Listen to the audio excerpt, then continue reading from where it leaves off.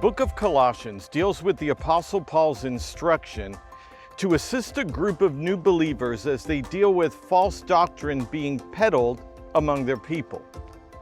But I think it's important to see this letter as a fatherly note to a group of spiritual children. Paul had worked with Epaphras prior to this writing. He had released Epaphras into the city of Colossae as a church planter. But Paul always maintained a fatherly relationship with those that he mentored.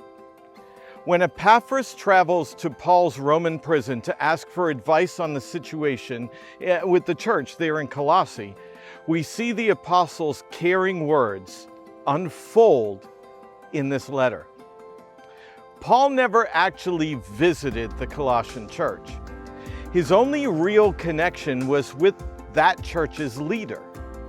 And that leader was a man that he had personally mentored. So, the apostle was writing this letter to a group of Christ followers led by his spiritual son. Think about that. If we read this letter to the Colossians through the eyes of a deeply concerned spiritual father, we begin to catch the emotion of Paul. He cared about the ministry of his spiritual son, Epaphras, and therefore cared about the young believers being led astray by these false teachings. This letter is more than simply a correction of misguided teachings, but it is the appeal of the spiritual father of this church's elder. These are the words of a mentor whose personal investment into the life of his spiritual son is spilling over into another generation. So, in essence, Colossians reveals the deep connection that we should have with each other. This connection should carry with it a level of caring and protection.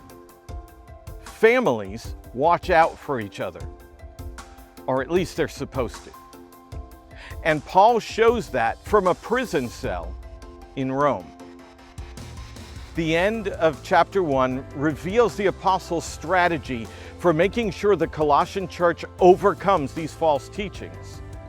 That plan for spiritual growth is important.